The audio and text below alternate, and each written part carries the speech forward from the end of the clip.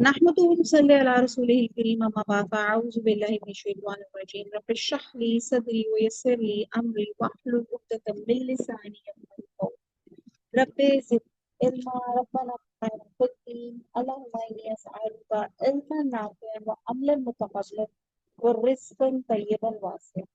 अस्सलामु अलैकुम व रहमतुल्लाहि व बरकातहू।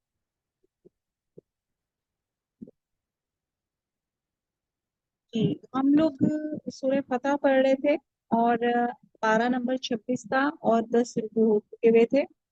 आयत नंबर 24, वाह हुवल्लज़ी, वो वही है जिसने कफ़ा रोक दिए, आइदियाहुम, यद उनके हाथ, अनकुम तुमसे, व आइदियाकुम और तुम्हारे हाथ, अनहुम उनसे, बिबतने पेज चेंज वादी कर में। दें। कर दें। जी जी, अच्छा जी। बिबतन वादी में, सरहद में, बतन वादी को कहते हैं। बतन मक्का से मुराद यहाँ पे हुदैबिया है और बतन वैसे भी अंदरूनी पेज को कहा जाता है। तो यहाँ पे लफ्ज आ रहा है बी बतने मक्का, मक्का की वादी में, मिन बादी बाद, अन इसके के असफरा कुम, सफर, फतायाब किया तुमको, अलैहिम उन पर, वकाना और है, अल्लाह अल्लाहु, बिमा साथ उसके जो तामलून तुम अमल करते हो, बसीरा बसारत से है कि देखने वाला। आयत नंबर 24, और वही तो है जिसने तुमको इन काफरों पे फतह याब करने के बाद सरहद मक्का में इनके हाथ तुमसे और तुम्हारे हाथ इनसे रोक दिए, और जो कुछ तुम करते हो अल्लाह इसको देख रहा है।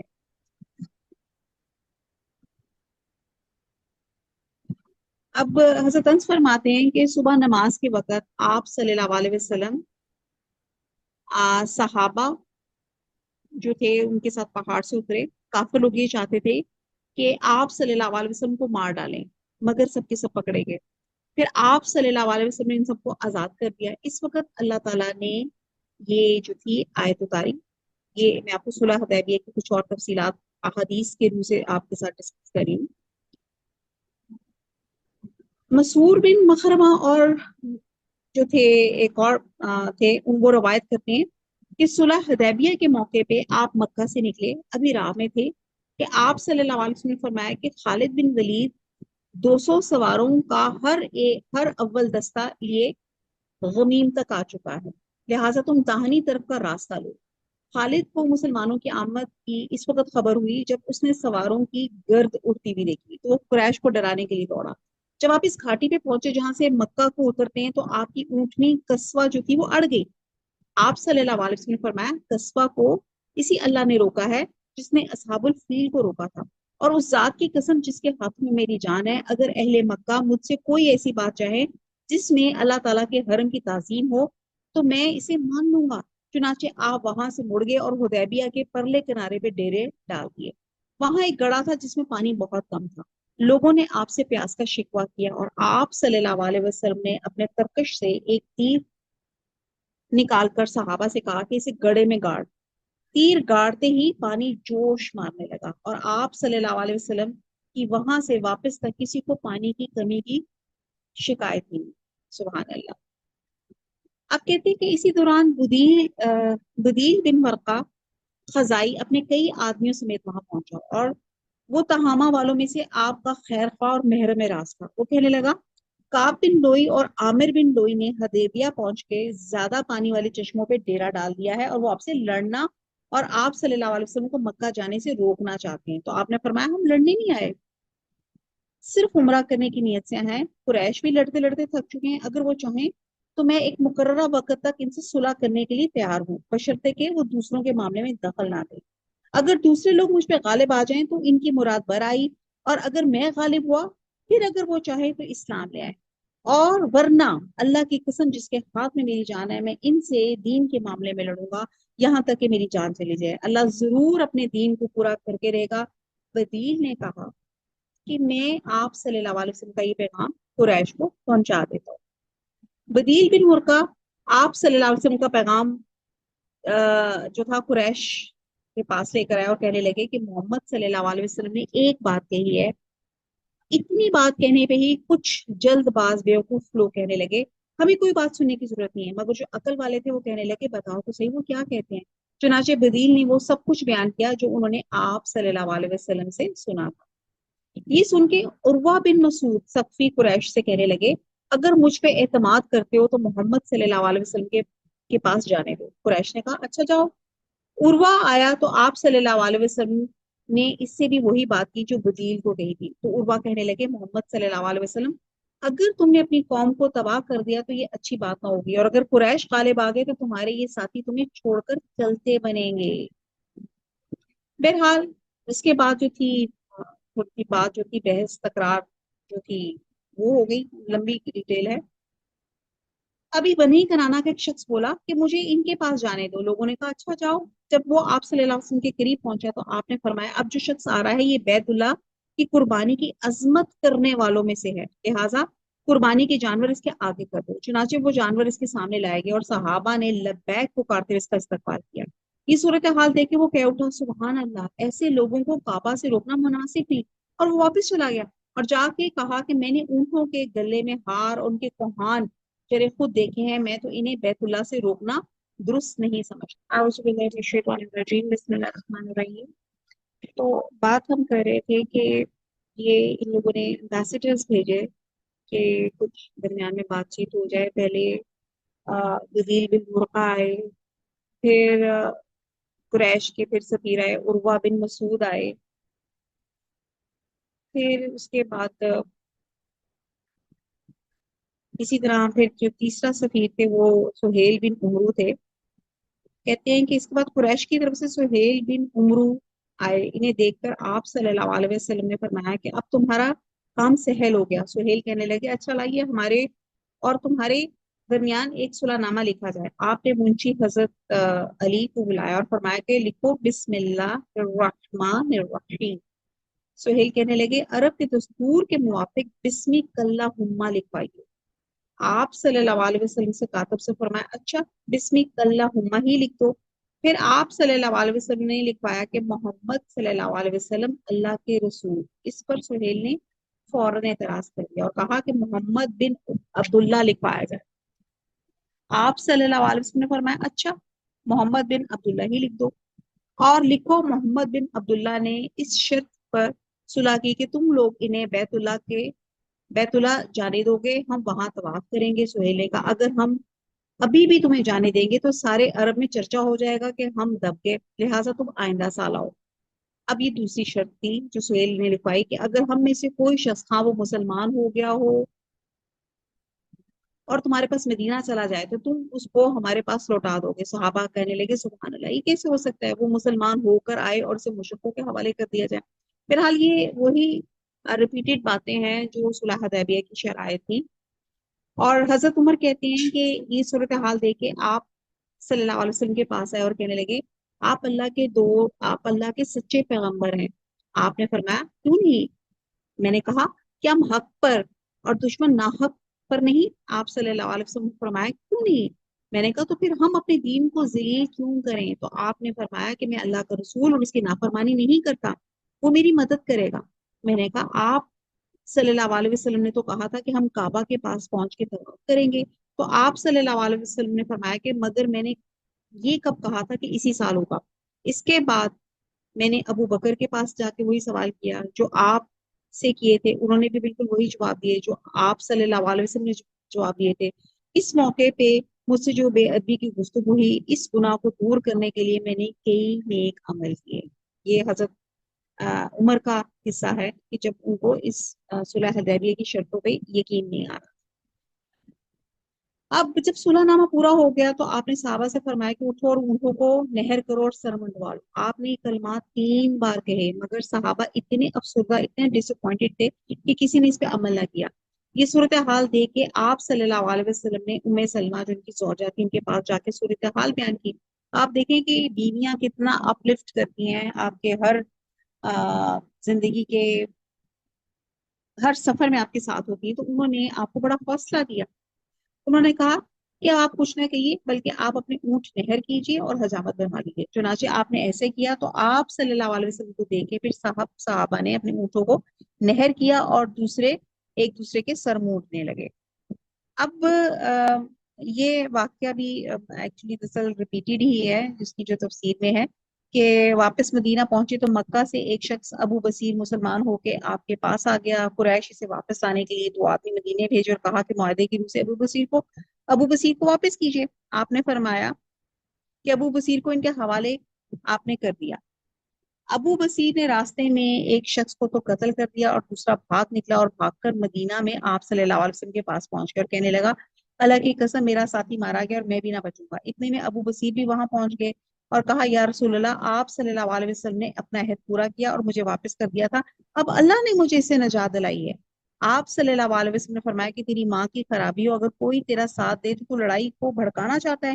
یہ سن کے ابو بصیر سمجھ گیا کہ آپ صلی اللہ علیہ وسلم اسے پھر لوٹا دیں گے. چنانچہ وہ سیدھا نکل کے سمندر کے کنارے پہنچا اور ابو جندل بن سہیل بھی مکہ سے بھاگ کر آ گئے تھے, ابو بصیر کے ساتھ مل گئے. اب قریش کا جو آدمی مسلمان ہو کے مکہ سے نکلتا وہ ابو بصیر کے پاس پہنچ جاتا, یہاں تک کہ ایک جماعت بن گئی اور قریش کا جو قافلہ شام کو جاتا اسے روک لیتے اور لوٹ مار کرتے.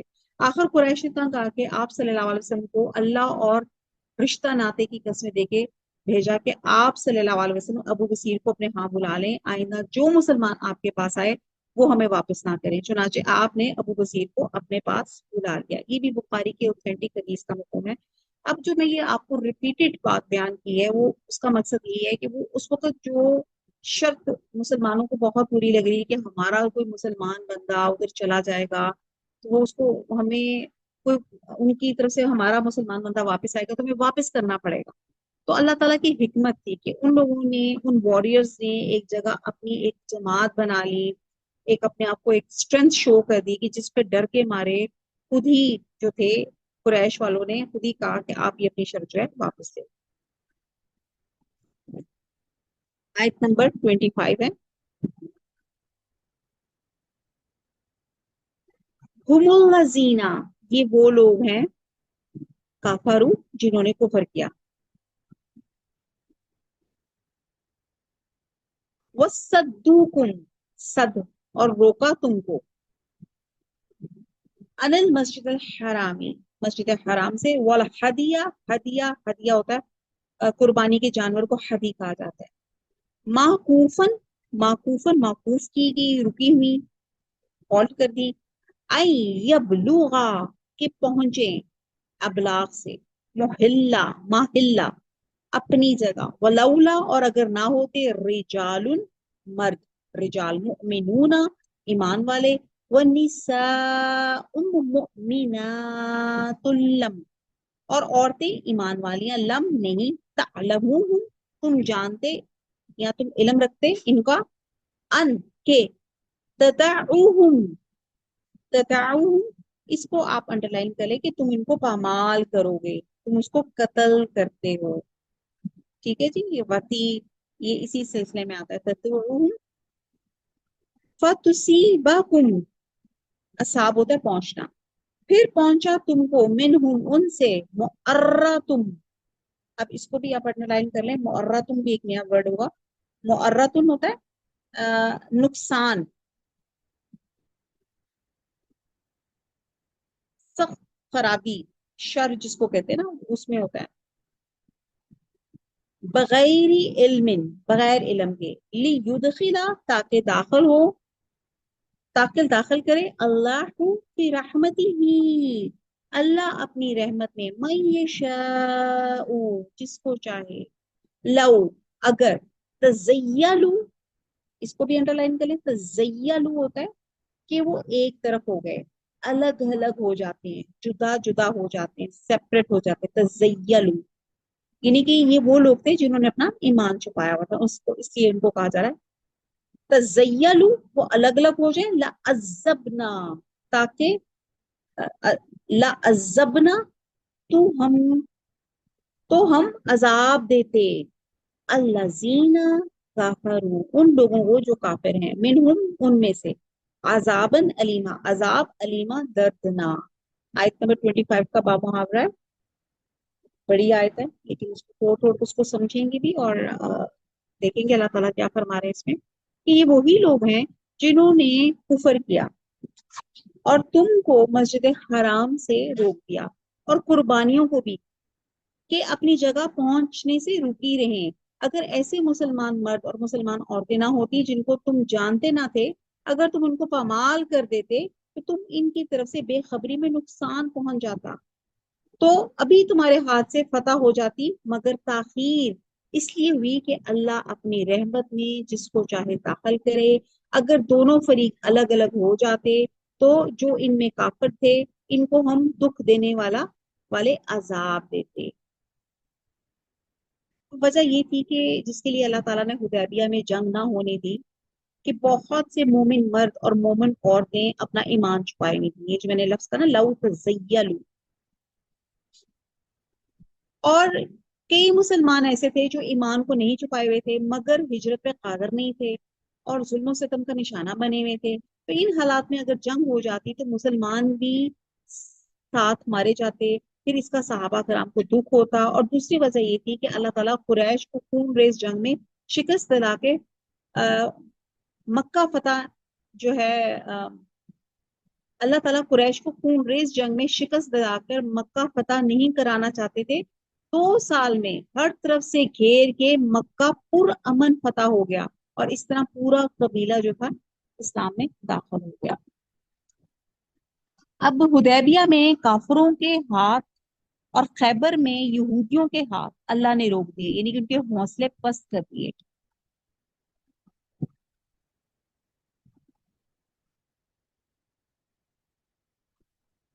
یہ اللہ تعالیٰ کی ان تمام کاموں میں حکمت تھی۔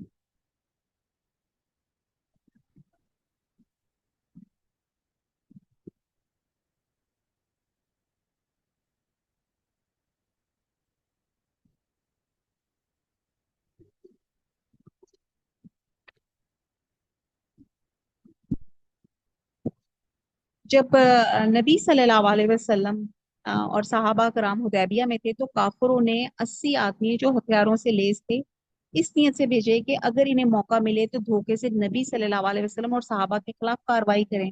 چنانچہ یہ جو مسلح جتھا تھا جبل تنین کی طرف سے حدیبیہ میں آیا، جس کا علم مسلمانوں کو بھی ہو گیا، اور انہوں نے ہمت کر کے ان آدمیوں کو گرفتار کر لیا اور بارگاہ رسالت میں پیش کر دیا۔ ان کا جرم شدید تھا، ان کو جو بھی سزا دی جاتی صحیح ہوتی، لیکن اس میں خطرہ یہ تھا کہ پھر جنگ ناگزیر ہو جاتی، جبکہ نبی صلی اللہ علیہ وسلم اس موقع پہ جنگ کی بجائے صلح چاہتے تھے کیونکہ اسی میں مسلمانوں کا مفاد تھا۔ چنانچہ آپ نے سب کو معاف کر کے چھوڑ دیا، اور یہ صحیح مسلم کی اوتھینٹک حدیث کا مفہوم ہے۔ اور بطن مکہ سے مراد یہاں پہ حدیبیہ ہے، یعنی کہ حدیبیہ پہ ہم نے تمہیں کفار سے اور کفار کو تم سے لڑنے سے روکا، یہ اللہ تعالیٰ نے احسان کے طور پہ فرمایا۔ اور یہاں پہ جو ہدی کا ذکر کیا جا رہا ہے، ہدی اس جانور کو کہا جاتا ہے جو حاجی جو ہے یا عمرہ کرنے والا اپنے ساتھ مکے میں لے جاتا ہے۔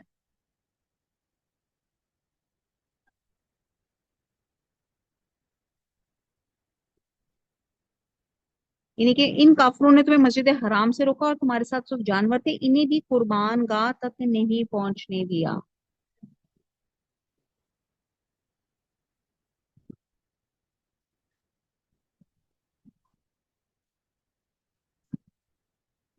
حدیبیہ میں جنگ نہ لڑنے کا ایک بہت اہم پہلو یہ بھی تھا کہ مکہ میں کچھ ایسے مسلمان تھے جو قریش مکہ کے ظلم کی وجہ سے اپنے جیسے اسلام، مومن مرد اور عورت چھپائے ہوئے تھے، اور کچھ کے پاس ذرائع بھی موجود نہ تھے، وہ ہجرت کر کے مدینہ چلے جاتے، تو ایسے لوگ اللہ تعالیٰ کی نظروں میں فی الواقع جس کو کہتے ہیں معذور کہا جاتا ہے۔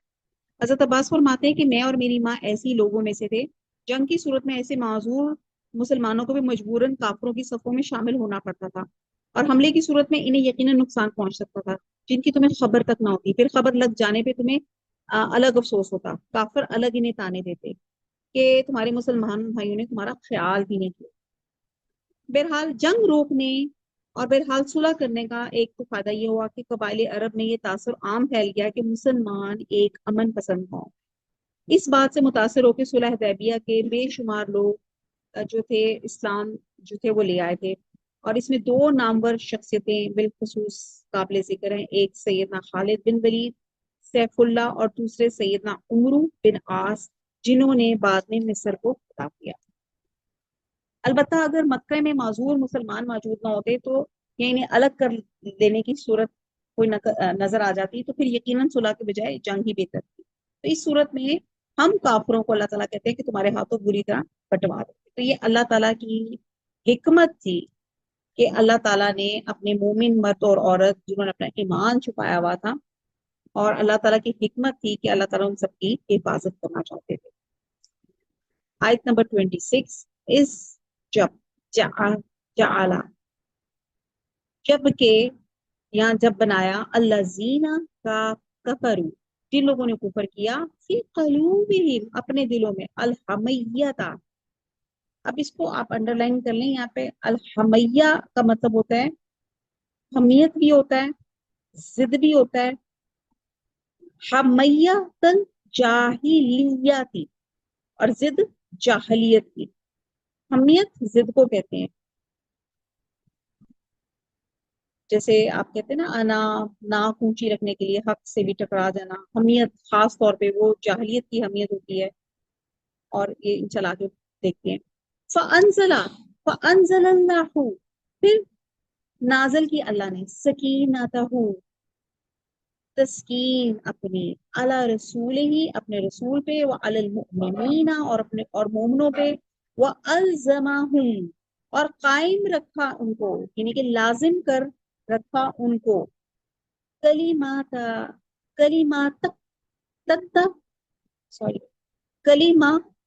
تقوی بات پر پرہیزگاری پہ ان کو لازم کر دیا۔ وقانو اور وہ تھے احق کا زیادہ حق دار، ہاں ساتھ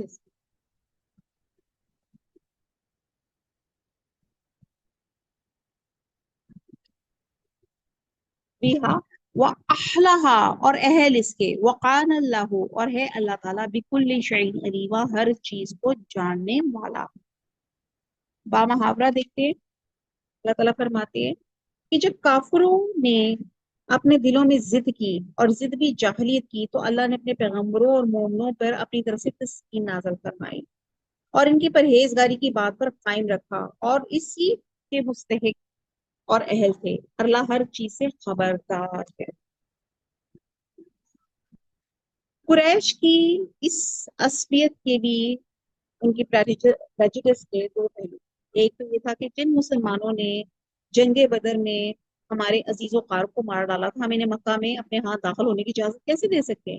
دوسرا پوائنٹ یہ تھا کہ اگر ہم نے مسلمانوں کو مکہ میں داخل ہونے دیا تو عرب بھر میں یہ بات مشہور ہو جائے گی کہ قریش مکہ مسلمانوں سے دب گئے۔ یہ تھی جاہلی حمیت جس کی پیش میں انہوں نے ایسے دستور کی خلاف ورزی کر ڈالی جو ان میں معروف نہ تھا، اور وہ یہ تھا کہ کسی بھی حج عمرہ طواف کرنے والوں کو ان کاموں سے روکا نہیں جا سکتا۔ علاوہ ازیں وہ حرمت والے مہینے میں بھی لڑائی کرنے پہ آمادہ ہو گئے، اور وہ تقویٰ کی بات یہ تھی کہ مسلمان تنگی، ترشی، جوش، غضب، ہر طرح کے حالات میں اپنے آپ کو اللہ اور اس کے رسول کی اطاعت کا پابند رکھتے ہیں۔ یہ اللہ کی خاص مہربانی ہے کہ اس نے اپنے رسول اور صحابہ کرام کے ان کے جو مشتعل جذبات تھے ان کو سکینت دی اور انہیں صلح کے سمجھوتے پہ مائل کر دیا۔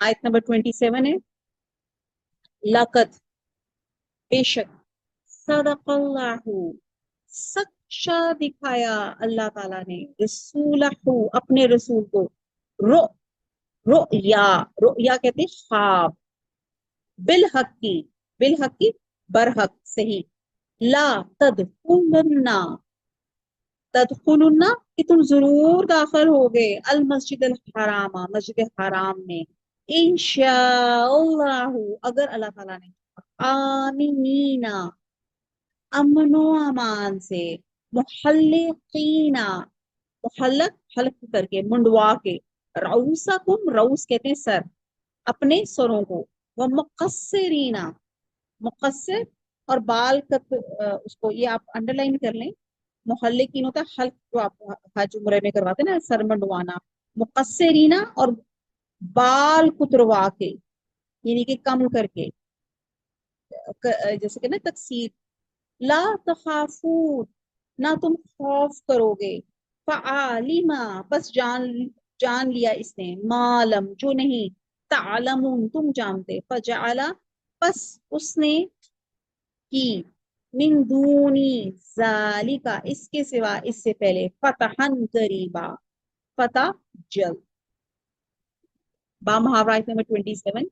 और अल्लाह हर चीज से खबरदार है, ये हमने पहले 26 में पढ़ा, आगे 27 में है, कि बेशक अल्लाह ने अपने पैगंबर को सच्चा और सही ख्वाब दिखाया कि तुम, खुदा ने चाहा तो मस्जिद हराम में अपने सर मंडवा कर और अपने बाल कुतरवा कर अमन ओमान से दाखिल हो जाओगे और किसी तरह का खौफ ना करोगे। जो बात तुम नहीं जानते थे, इसको मालूम थी, सो उससे पहले ही जल्द फतह करा दी। अब ये जो वादा था अगले साल 7 हिजरी में पूरा हुआ, और तारीख में इसे उम्रतुल क़ज़ा के नाम से मशहूर हुआ। और उम्रा और ख्वाब के हवाले से बहरहाल ये, बहरहाल इस आयत से मालूम होता है कि हज और उम्रे में सर मुंडवाना लाजिम नहीं है, बल्कि बाल तरशवाना भी जायज है। बल्कि अलबत्ता सर मुंडवाना अफजल है, क्योंकि अल्लाह ताला इसे पहले बयान किया और बाल तरशवाने का जिक्र बाद में किया। आप देखते हैं ना, अक्सर हज उम्र में कुछ लोग बिल्कुल अपनी बाल बिल्कुल बाल मतलब बिल्कुल मंडवा लेते हैं, और कुछ लोग जो होते हैं बाल छोटे करवा लेते हैं। तो बहरहाल ज्यादा सवाब तो इसी में है। बहरहाल यहाँ पे दोनों ही पॉइंट्स यहाँ पे मेंशन किए हुए हैं। अब काफर के मुनाफिकीन दरकनार खुद मुसलमानों को भी इस बात में तरद्दुद था कि नबी का ख्वाब तो वही होता है। क्या था, बात कहाँ से शुरू हुई थी? हजूर सल्लल्लाहु अलैहि वसल्लम ने ख्वाब देखा था कि वो तवाफ कर रहे हैं। तो यहाँ पे बात है कि लक़द सदक़ल्लाहु रसूलुहु रुया, कि वही रसूलों का जो, नबी का जो ख्वाब होता है वही होता है। फिर क्या मामला है कि हमें उम्रे से रोक दिया गया? और खुद रसूल सल्लल्लाहु अलैहि वसल्लम इस शर्त को मंजूर फरमा रहे हैं कि इसका एक जवाब तो हुजूर सल्लल्लाहु अलैहि वसल्लम ने हजरत उमर को दे दिया था कि मैंने ये कब कहा था कि उम्रा इसी साल होगा, यानी कि ख्वाब में वक्त का तयन नहीं था। और दूसरा जवाब खुद अल्लाह ताला ने दिया कि पैगंबर का ख्वाब फिल वाकई सच्चा था, हमने ही दिखाया था, और वो जरूर पूरा होगा, और तुम यकीन अमन और अमान के साथ हरम में दाखिल होगे, उम्र अदा करोगे, सर मंडवाओगे या बाल कतरवाओगे। यहाँ पहले सर मंडवाने का जिक्र फरमाया, जिससे मालूम होता है कि सर मंडवाना बाल कुतरवाने से अफजल है। चुनाचे सुलह हुदैबिया से अगले साल मुसलमानों ने उम्रा कज़ा अदा किया और ये सब बातें पूरी हुई। अब अजरोए मुआहिदा हुदैबिया ये तय पाया था कि मुसलमान अगले साल उम्रा करने आएंगे और 3 दिन के अंदर अंदर उम्रा करके वापस अपने वतन चले जाएंगे। जब मुसलमान आ गए तो कुरैश मक्का ये बर्दाश्त ना कर सके, तो मुसलमान उनकी नजरों के सामने बिला तकल्लुफ काबा में दाखिल हो गए, उम्रे के अरकान आजादी से बचा लाए। लिहाजा उन्होंने सिर्फ घर में काबा को खाली करने की बजाय इस शहर को ही खाली कर दिया और खुद आस पास पहाड़ों में 3 दिन के लिए जा मुकीम हुए। और अगर इस दौरान मुसलमान चाहते तो बड़ी आसानी से मक्का पे कब्जा कर सकते थे, मगर मुसलमान इफ़ाए अहद में इस किस्म की मौका शनासी को बदतरीन जुर्म तस्वर करते हैं। लिहाजा किसी ने ऐसा ख्याल भी नहीं किया और 3 दिन की तयशुदा मुद्दत के बाद मुसलमान उम्रा करके वापस चले। बाद लोग कहते हैं कि हदैबिया में चूंकि मुसलमानों को उम्रा करने से रोक दिया गया था, लिहाजा इस उम्रे को कजा लाजिम थी जो उन्होंने अगले साल अदा की। और मुगालता गालबन लफ्ज कजा से हुआ, हालांकि यहाँ कजा अपने लघवी मायनों में इस्तेमाल हुआ, यानी कि वो उम्रा जिसके मुतालिक मुआहिदा हदैबिया में फैसला हुआ था कि मुसलमान इस साल नहीं बल्कि अगले साल करेंगे, जिसकी दलील ये थी कि हुजूर सल्लल्लाहु अलैहि वसल्लम ने अगले साल कोई ऐसा ऐलान नहीं फरमाया कि जो लोग पिछले साल उम्रे से रोक दिए गए हैं वो उम्रे के लिए तैयार हो जाए। और मुसलमान भी जो हदैबिया में हाजिर हुए थे इस मामले में आजाद थे कि जो आ सकते थे वो आ गए, जो ना आ सके वो नहीं आए। आप कंफ्यूज तो नहीं? मैं यहाँ पे ये जो कजा का कंसेप्ट है वो आपके साथ क्लियर करना चाह रही हूँ। हजरत अब्बास फरमाते हैं कि कजा उस पर लाजिम है जो औरत से सोबत करके हज तोड़े, किसी कोई उजर लाहक हो जाए, दुश्मन रोक दे, और कुछ बीमारी वगैरह का उजर हो तो वो अपना एहराम खोल दे और कजा ना दे।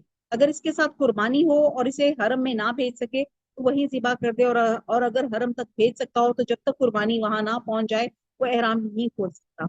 और इमाम मालिक वगैरह ने भी कहा कि जब वो रुक जाए तो जहां कहीं चाहे वहीं कुर्बानी जिबा कर दें, सर मंडवा लें।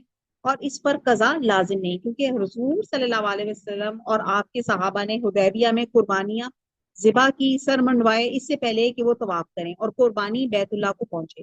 پھر کسی روایت میں اس کا ذکر نہیں کہ آپ صلی اللہ علیہ وسلم نے ان میں سے کسی کو قضا کو حکم دیا ہو یا دہرانے کو کہا گیا ہو، اور حدیبیہ حرم کی حد سے باہر ہے۔ یہ بھی بخاری کے اتھینٹک حدیث سے میں نے جو ہے یہ پوائنٹ لیا ہے، یعنی کہ یہ عمرہ اگلے سال ہوگا، اس سال نہیں ہوگا یہ جو تھا۔ اور یہ جو یہاں پہ جہاں پہ جو لکھا گیا فتحن قریب، اور یہ فتح خیبر تھی جو تمہاری حدیبیہ کے مقام پہ پیش آنے والی پریشانیاں اور صبر برداشت اللہ اور اس کے رسول کے اطاعت کے سلسلے میں اللہ سبحانہ تعالیٰ نے عنایت کی۔ وما علینا الا البلاغ سبحانک اللہم وبحمدک نشہد ان لا الہ الا انت نستغفرک ونتوب الیک۔ والسلام علیکم ورحمۃ اللہ وبرکاتہ۔